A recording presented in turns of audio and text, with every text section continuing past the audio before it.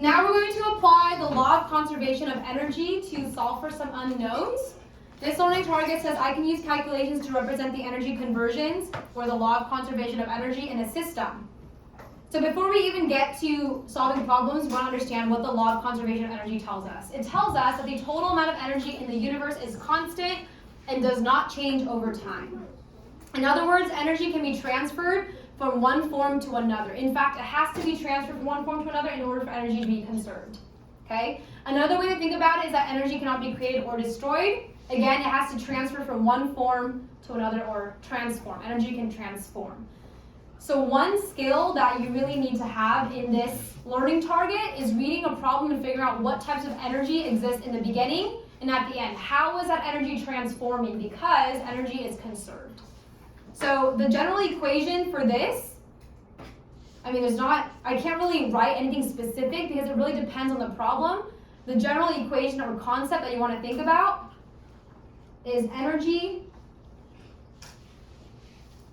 initial is equal to energy final. That's it. There's not, again, the equation really just depends on your scenario, which we'll be doing a lot of different practice problems. So hopefully you can get the pattern of how to identify types of energy. But it always returns to this concept that the energy in the beginning of the scenario is equal to the energy at the end. Why? Because energy is conserved. The total amount stays the same, whether in the beginning, middle, or end, or you're on to the next event. Okay? Here's a strategy on how to solve these problems. So the first step is always to identify what are you given, what are you trying to solve for. In fact, processing through the givens and the unknown will give you hints as to the types of energy present in the beginning and at the end of the situation. So the number 2, as you're looking at your givens and your unknown, determine what kind of energy is present in the beginning of the scenario, and then also determine what kind of energy is present at the end of the scenario. Set the energies equal to each other, which we see in the equation above. And then you substitute your givens, solve for your unknown, just as per usual, okay? All right, let's go ahead and move on to our sample problems. There are 4 of them, so hopefully you can get exposure to all different types of scenarios. Okay. So first problem, we have a spring with a spring constant, K equals 100 newtons per meter. It's stretched 2 meters from rest. If the spring has a mass of 0.01 kilograms, what is the maximum height the spring can reach? So I am seeing 2 different types of energy here. In the beginning, we have a spring constant and we have a displacement. In my head, I immediately think, this scenario is elastic potential energy. Okay, so I'm just going to write that as a note. I'm going to highlight some key things that cue me into this elastic potential energy. Our spring constant, we have stretched. At the end, the type of energy that I have has to do with height. That is going to be gravitational potential energy at the end. So in fact, I'm going to write this here. E final is equal to gravitational potential energy. E initial is equal to elastic potential energy. Okay? Let me identify my givens. So I am given spring constant K, 100 newtons per meter. I also have the displacement is 2 meters. And I have the mass is 0.01 kilograms. I'm trying to solve for a height. My equation is that my initial energy is equal to my final energy. But I know my initial energy is elastic potential energy. And my final energy is gravitational potential energy. I don't currently have those energy values, so I have to solve for them. And the way I solve for them is by using the equations. So I have to convert PE and PEG into their respective equations. So let's do that. PE is going to be 1/2 kx squared. And then gravitational potential energy's equation is mgh. Once you have that, you go ahead and just plug in your values and solve for your unknown. So I'm actually going to move over to this side to have more space. 1/2 times 100 times 2 squared is equal to the mass, 0.01 times 9.8 times h. So then you just go to your calculator and plug in the values. Let me see, move it up here. On the left-hand side, I have 200. On the right-hand side, I have, okay, 0.098 times the height. And then to get the height, you just divide both sides by 0.098.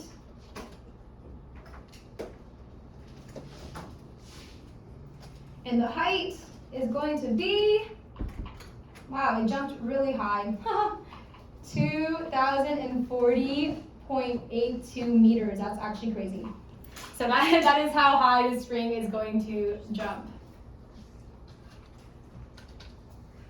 Okay. That's the first problem. Again, the strategy, what is your initial energy? What is your final type of energy? Set up your equation, solve for your unknown. Let's go to sample problem 2. So we have a 5-kilogram rock dropping off an 80-meter high cliff. And then we're trying to find the rock's velocity when it hits the ground. So I can tell that my first type of energy has to do with height. Let me circle that. 80-meter high cliff. So my energy initial is going to be gravitational potential energy. Then I'm trying to solve for the rock's velocity. What is the rock's velocity? That tells me that my energy final is going to be kinetic energy. Once I have that scenario clear in my mind, I can label my givens and my unknown and then set up my equation. So my given, I have the mass, it's 5 kilograms. I have the height right now is 80 meters. And I'm trying to solve for the velocity. The equation is going to be energy initial is equal to energy final. In this case, energy initial is gravitational potential energy because of the height. Energy final is kinetic energy. I don't have those values, but I do have mass, height. I think that's all I need really. So I can change the types of energy into their equations. So it's going to be mass times gravity times height is equal to 1/2 mass times velocity squared. I notice there's mass on both sides, so it's just going to cancel out. Then I can plug in my values and my substitution steps. So gravity is, or acceleration due to gravity is 9.8. Height is currently 80. It's going to be equal to 1/2 v squared. 9.8 times 80 is equal to 784. And then we have that equal to 1/2 v squared.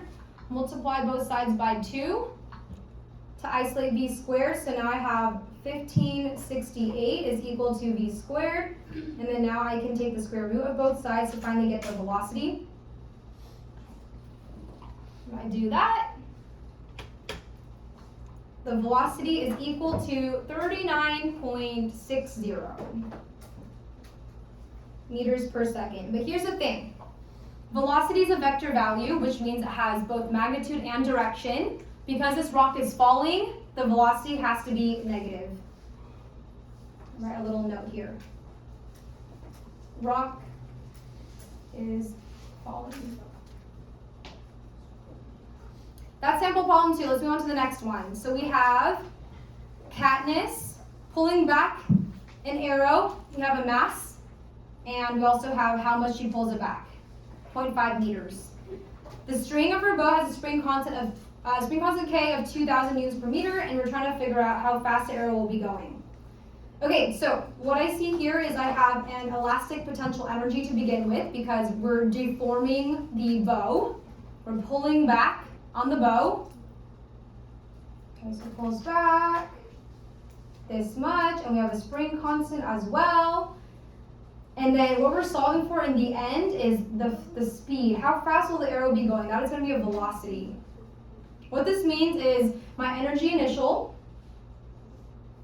is going to be elastic potential energy, and my energy final is kinetic energy.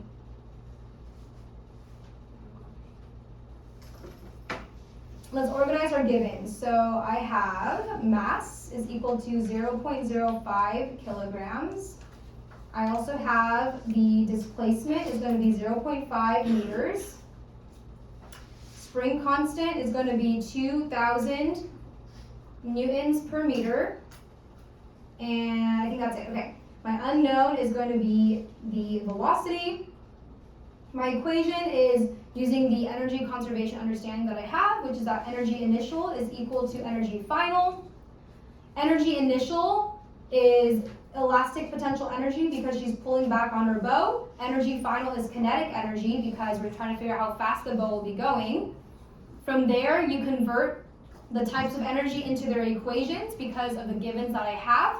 So it's going to be 1/2 kx squared is equal to 1/2 mv squared. 1/2 is on both sides, I can cancel it out. Then I substitute. So k is 2,000. She's pulling it back 0.5 meters. So that's the x value. The mass is 0.05, and then velocity is unknown. I'm just going to plug it in. On the left-hand side, I get 500 is equal to 0.05 v squared. I'm going to move it up so I have more space. What I'm going to do next is divide both sides by 0.05.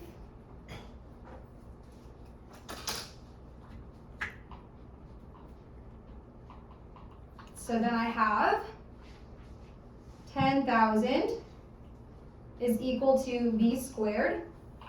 And then I just take the square root of both sides, and the velocity is equal to 100 meters per second. It's just moving forward, so I can just give it a little positive sign. On to the last problem. So this one, we have a little roller coaster.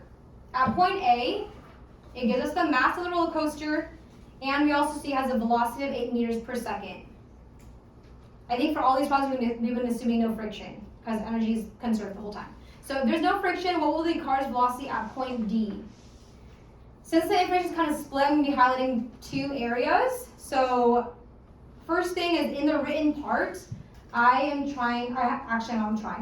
have a velocity. Oh, that's the wrong thing. Okay, so I have a velocity, which means that at point A, I know that there is going to be kinetic energy.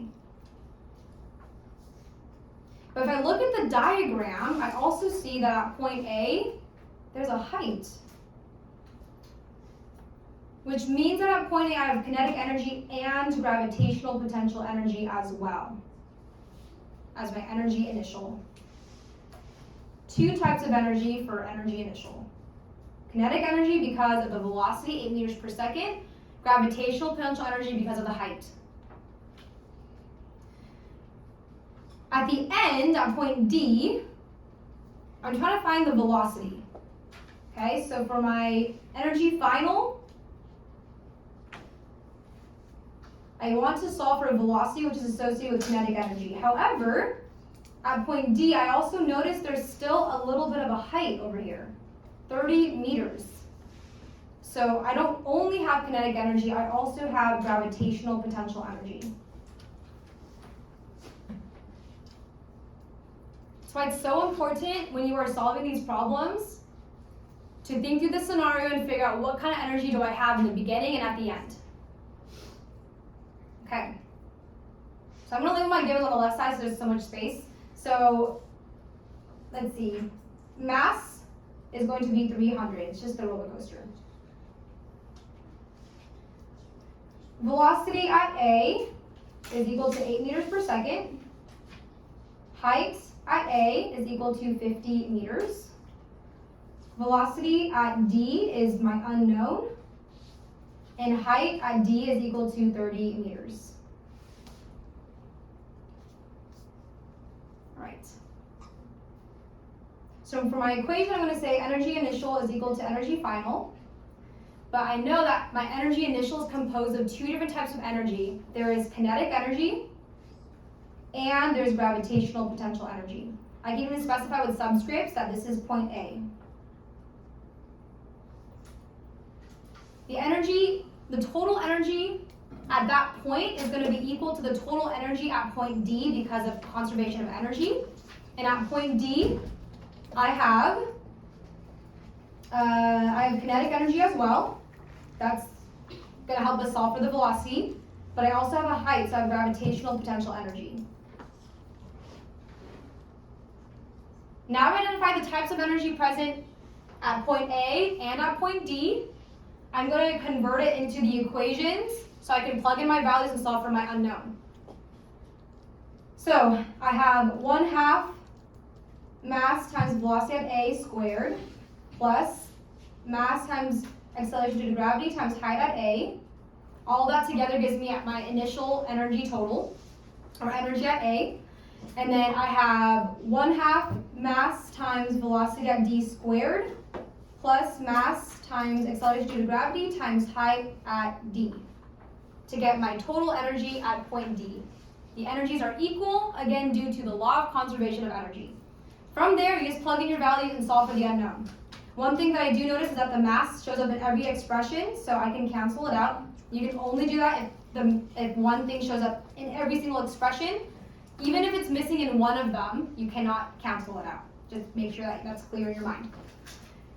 So now what I have is 1/2 times the velocity at A, which is 8, squared plus 9.8 times the height at A, which is 50, is equal to 1/2 times my unknown, velocity at D, squared plus 9.8 times height at D, which is 30.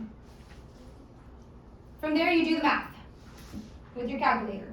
So 0.5 times 8 squared gives me 32, plus 9.8 times 50 gives me 490, is equal to 1/2 B D squared plus 9.8 times 30 gives me 294. Okay, so on the left-hand side, I have 32 plus 490, which gives me 522, is equal to 1/2 VD squared plus 294. I'm going to subtract 294 from both sides. That gives me 228. It's equal to 1/2 VD squared. Now I'm going to multiply both sides by 2. And I can solve it over here. Multiply both sides by 2, so then I have 456 is equal to VD squared, and then now we finally just take the square root of both sides.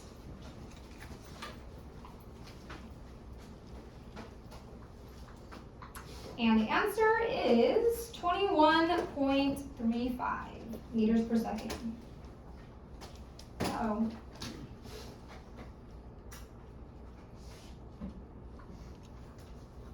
So hopefully from these 4 practice problems, you have a good idea of how to apply the law of conservation of energy to various scenarios, whether there's just one type of energy in the beginning and one at the end, or if it's a little bit more complex and there's multiple types of energy present in the beginning and at the end. Awesome, thank you. Move on to the next topic.